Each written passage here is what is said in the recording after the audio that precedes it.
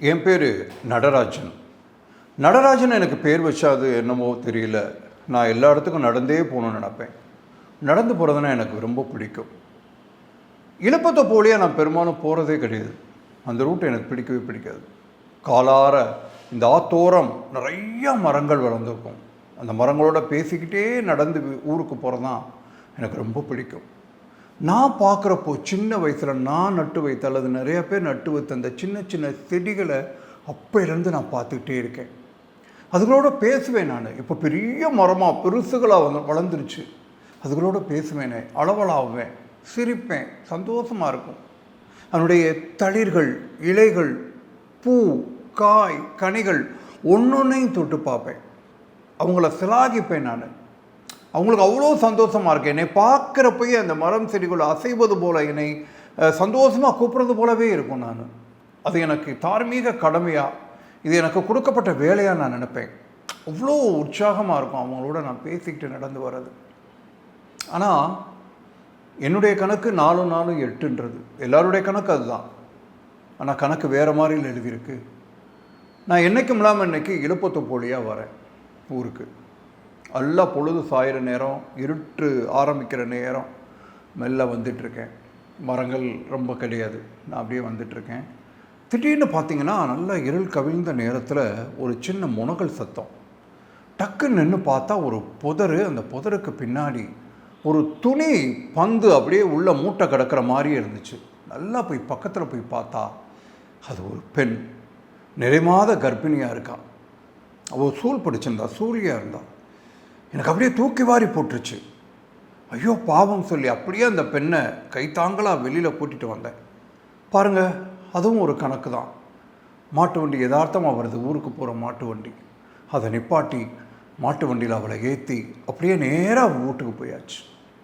வீட்டில் போய் இறங்கின உடனே எங்கள் வீட்டுக்கு வழக்கமாக பிரசவம் பார்க்கக்கூடிய தாயம்மாள், அந்த ஊருக்கு பார்க்கக்கூடிய தாயம்மாளை நோக்கி வேகமாக ஓடினேன். நல்ல வேளை தாயம்மா வீட்டில் இருந்தால். கூட்டிகிட்டு வேகமாக வீட்டுக்கு வந்தேன். கொஞ்ச நேரத்திலே குழந்தை பிறந்துருச்சு, பெண் குழந்தை. எனக்கு மிகப்பெரிய ஆச்சரியமாக இருந்தது. இது ஒரு எப்படி நம்மளுக்கு இப்படி ஒரு நிகழ்வு இந்த மாதிரி இலப்பத்தோப்பு வழியாக வரணும், இப்படி ஒரு இன்சிடென்ட் நடக்கணுமே அப்படின்றது எனக்கு பெரிய ஒரு மலைப்பாக இருந்துச்சு. அந்த குழந்தை பிறந்தவுடனே அந்த சத்தம் ரொம்ப நாளைக்கு அப்புறம், ஏறக்குறைய 20 வருஷத்துக்கு அப்புறம் அந்த வீட்டிலேருந்து கேட்கக்கூடிய குழந்தையினுடைய சத்தம் எனக்கு அதை உடம்பெல்லாம் புல்லரிச்சிச்சு. 20 வருஷம் ஆயிடுச்சு இந்த சத்தம் கேட்டு. எனக்கு ஒரே ஒரு பெண் குழந்தை, உலகம்மாள், என்னுடைய மனைவி தங்கம்மா. அந்த என்னுடைய மனைவிக்கு அவளுடைய பிள்ளையை, எங்களுடைய பிள்ளையை அவளுடைய தம்பிக்கு கொடுக்கணும்னு ஆசை. அவன் பேர் உலகநாதன். ஒரு நாள் ஒரு சூரசம்ஹார கொண்டாட்டத்தில் என் பொண்ணு காணாமல் போயிட்டா. எல்லாரும் சொன்னாங்க ஊருக்குள்ளே, யாரோ பிடிச்சவனோட ஓடி போயிட்டா அப்படின்னு சொல்லி. பரவாயில்ல, சந்தோஷம்தான். அப்படி இருந்தால் கூட எனக்கு சந்தோஷம்தான், ரொம்ப சந்தோஷம். எங்கிருந்தாலும் நல்லா இருக்கட்டும். ஏறக்குறைய என்னோட 90 நாளாச்சு என்னுடைய மனைவி இறந்து போயிட்டா. நிசப்தமாக யாருமே இல்லாத அந்த வீட்டுக்குள்ளே நான் மட்டும் உலாவிக்கிட்டு இருந்தேன். 90 நாட்கள் நான் உலாவிக்கிட்டு இருந்தேன். ஒரு அருமையான ஜனன சத்தம், அற்புதமான சத்தம். இந்த மறைவுக்கு பின்னாடி இந்த குழந்தையினுடைய சத்தம். பிறந்து 3 நாள் தான் ஆனால் அந்த குழந்தை அழுதுட்டு இருந்தது. அதனுடைய சத்தம் கேட்டுக்கிட்டே இருந்தது. காலையில் எந்திரிச்சு நான் வழக்கம் போல் திண்ணையில் உட்காந்துருந்தேன். புலர்ந்து எல்லாரும் அவங்கவுங்க வேலைக்கு போக ஆரம்பிச்சிட்டு இருந்தாங்க. காக்கா எங்கள் வீட்டுக்கு முன்னாடி நின்று ரொம்ப கத்திக்கிட்டே இருந்துச்சு. எனக்கு கூட ஒரு சந்தேகம் வந்துச்சு, எதுவும் விருந்தாளி வராங்களா, இவ்வளோ வேகமாக கத்துது அப்படின்னு சொல்லிட்டு ஆச்சரியமாக பார்த்துட்டு இருந்தேன். விருந்தாளி வந்தாங்க. சுப்பம்மா, என்னுடைய மாமியார். ஒரு அடைபட்ட கதவை வேகமாக திறந்தோம்னா பூனை எப்படி தெரிச்சு ஓடுமோ அது மாதிரி விறுவிறுவிறுன்னு உள்ளே போனாங்க. போன வேகத்திலே திரும்பி வந்து வாசலில் நின்று இந்த தெருவில் நடுவில் நின்றுட்டு அவ்வளோ ஒரு மோசமான வார்த்தைகளால், சொல்ல முடியாத வார்த்தைகளால் என்னை அவமானமாக பேசினாங்க. சொல்லக்கூடிய வார்த்தைகளாக சில விஷயங்களை தான் நான் அவங்கள்ட்ட பகிர்ந்துக்கணும்னு நினைக்கிறேன். இது என்ன அவசாரித்தனம், என் பிள்ளைய விஷம் வச்சு கொண்டு போட்டேன். இப்போ யாரோ ஒருத்தையை சேர்த்து வச்சுருந்து அவளை பிரசவம் பார்க்குறதுக்கு என் மகன் இருந்த வீட்டில் கொண்டாந்து வச்சு பிரசவம் பார்க்குறியே, நீ நல்லா இருப்பியா? நீ நின்னா நிழல் தங்காது. நீ ஏதாவது கொடுத்தினா அந்த இடமே பொய்த்து போகும். நீ புல்லு கொடுத்தா கூட மாட்டு இருந்தது பால் வராது, நாசமாக போவ. நீ பேதி வந்து அனாதையா வாந்தி எடுத்து தெருவில் தான் நீ செத்து கிடப்ப. நான் பார்ப்பேன் அப்படின்னு சொல்லி மண்ணை வாரி என் மேலே இறைச்சிட்டு உன்னைய கொண்டு போய் பஞ்சாயத்தில் நிப்பாட்டுறேன்னு சொல்லிட்டு வேகமாக விறுவிறுன்னு போயிட்டாங்க. நான் அப்படியே அவங்களையே பார்த்துக்கிட்டே இருந்தேன். அவங்க பேசுகிற வரைக்கும் ஏதோ ஒரு நாடகம் நடப்பது போல் நான் முதல் வரிசையில் இருந்து அவங்கள பார்க்குற மாதிரி நான் பார்த்துக்கிட்டே இருந்தேன். நான் அப்படி தான் இருக்கேன். நான் விலகிட்டேன். எந்த ஒரு விஷயத்திலேருந்து நான் என்னை நானே விலக்கி கொண்டேன். யாருக்கோ நடப்பது போல் நான் அதை பார்த்து கொண்டே இருந்தேன். என் மனசு அப்படி ஆயிடுச்சு. அவங்க என்னை திட்டுறப்போ கிறுக்கே அப்படின்னு சொன்னாங்க. அந்த வார்த்தை கிறுக்கே அப்படின்னு சொன்னாங்க. கிறுக்கை மாதிரி பாயை பராண்டிக்கிட்டுன்னு சொன்னாங்க. பாயை பராண்டுற அளவுக்குலாம் நான் பெரிய கிறுக்கனா இல்லை. அவங்க பணியில் நான் கிறுக்கேன். ஏன்னா அரசாங்க வேலையை விட்டுட்டேனே, அதற்காக சொல்லியிருப்பாங்க. எல்லாரையும் கைது பண்ணுறாங்க. ஒரு லாயர், மிகப்பெரிய படிப்பாளி, அவரை தரன்னு ஒரு பெரிய செல்வசீமாந்தன், அவரை தரன்னு இழுத்துட்டு போய் பூட்ஸ் காலால் ஒரு பைசாவுக்கு பெறாத போலீஸ்காரை அடிச்சு நொறுக்குனதை நான் பார்த்தேன். தாமிரபரணி ஆற்று கரையில் ஒரு மிகப்பெரிய கல்வி தந்தை, அவரை பிடிச்சி இழுத்து கொண்டு போய் ஜெயிலில் போட்டு பூட்ஸ் காலால் மிதின்னு மிதிச்சதை நான் கேள்விப்பட்டேன். நான் ஒரு தாசில்தார் அலுவலகத்தில் என்னுடைய அறையில் பின்னாடி ஒரு சின்ன அறைக்குள்ளே நான் உட்காந்து வேலை பார்த்துட்ருக்கேன். அரசு ஊழியனா. என் முன்னாடி பேப்பர்களும் ஃபைல்களும் கிழிந்த நோட்டுகளுமாக கிடக்கு. அந்த பேனாவுடைய மைகள் அங்கங்கே சிதறி கிடக்கு. அந்த மையெல்லாம் நான் உத்து பார்க்குறப்போ ரத்த கலரில் சிவப்பு நிறமாக ரத்தம் போல எனக்கு காட்சியளித்தது. மான ரோசத்துக்கு அஞ்சு வாழக்கூடிய நெசவாளர்கள்லாம் கஞ்சி தொட்டி வச்சு கஞ்சி குடிக்கிறாங்களே, அதில் உள்ள பூரா அந்த ரத்தத்தை நான் பார்த்தேன். இரத்த துளிகளை, இரத்த கரையை நான் பார்த்தேன்.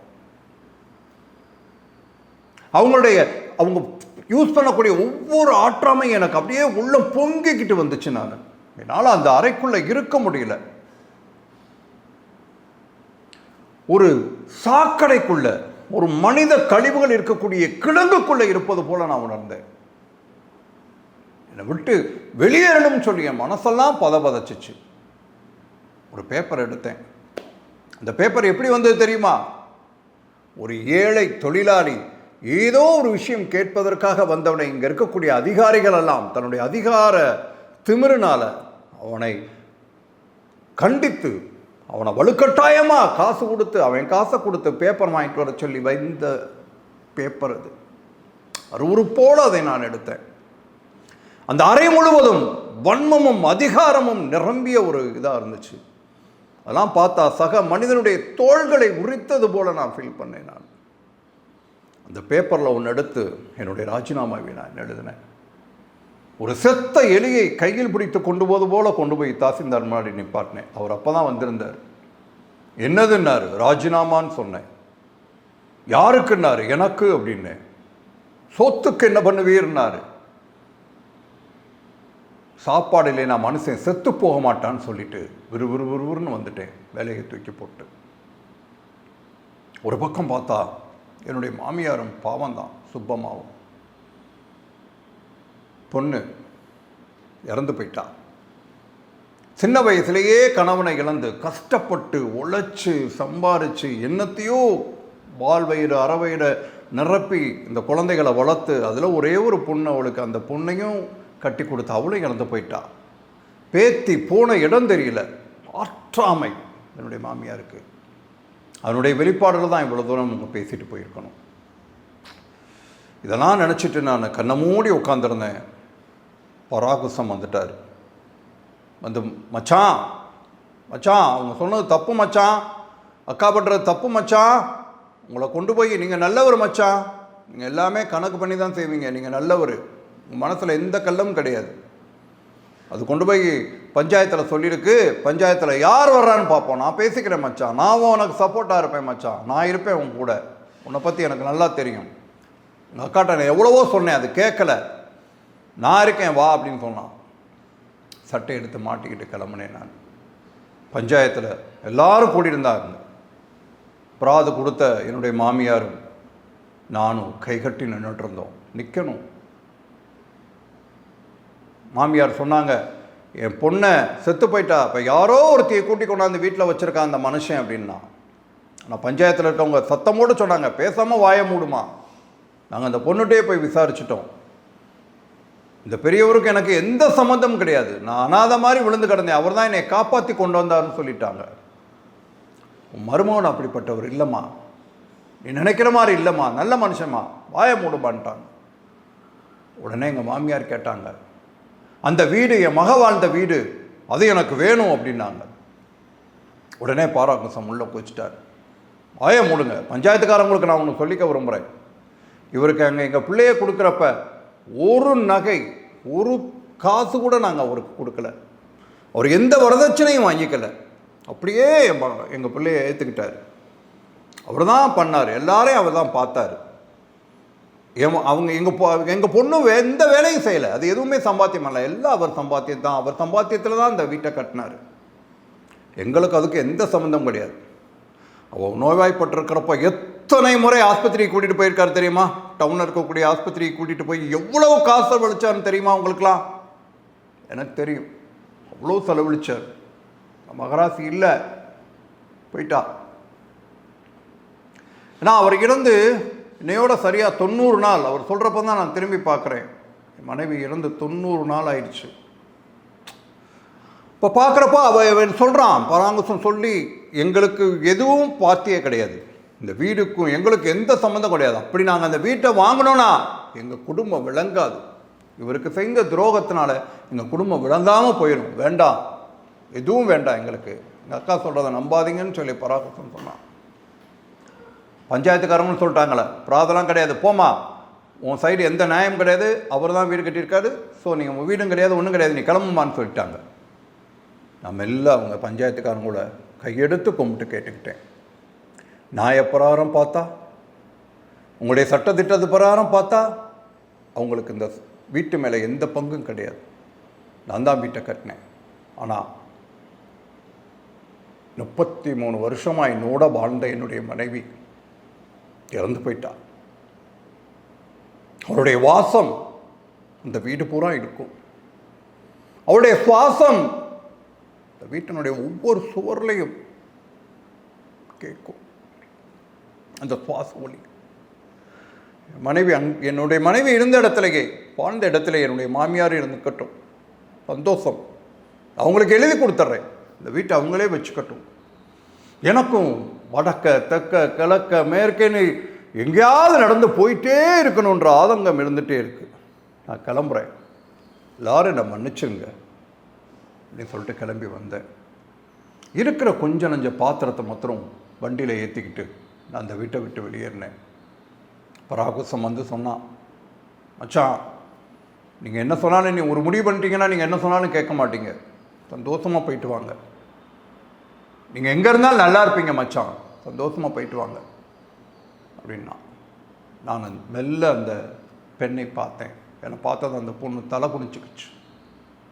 இப்போ நான் சொன்னேன், ஏன் இந்த பொண்ணை நம்ம அசலாக நினைக்கணும், மகளாக இருந்துட்டு போட்டுமே, என் கணக்கு வேற. ஆனால் நம்ம கணக்கு எப்பயுமே சரியாக இருக்கிறது இல்லை. என் கணக்கு தப்பி போச்சு, பரவாயில்ல, என் மகளாக இருக்கட்டும் அப்படின்னு சொல்லி வண்டி ஏறி அப்படியே போனேன். நல்ல தூரம் போன பிற்பாடு மெல்ல திரும்பி பார்த்தேன். பராகுசம் வைத்த கண் வாங்காமல் என்னையே பார்த்து கொண்டிருந்தான் கண்ணீரோடு. எழுத்தாளர் பிரபஞ்சன் எழுதிய அற்புதமான ஒரு கதை, ஒரு கதாபாத்திரம், நடராஜன் என்ற ஒரு கதாபாத்திரம். அந்த கதாபாத்திரத்தினுடைய மேன்மை, இந்த கதாபாத்திரத்தினுடைய அற்புதமான குணாதிசயம், அது அற்புதமாக அவர் விளக்கி சொல்லியிருப்பார் இந்த கதையின் மூலமாக. கணக்கு என்ற ஒரு கதை உங்கள் பார்வைக்காக நடராஜன் மூலமாக உங்களோடு நான் பேசியிருக்கிறேன். நன்றி, வணக்கம். ஒவ்வொரு உயிரையும் தன்னுயிராக நினைத்து அவர்கள் படும் வேதனையை தன் வேதனையாக பாவித்து அவர்களுக்காக உருகுகின்ற அற்புதமான மனிதர்கள்தான் நம் வாழ்க்கை பாடங்கள். இவர்களைப் போல வாழ வேண்டும் என்ற ஆசை இந்த கதையை படிக்கும்போது ஊற்றெடுக்கிறது.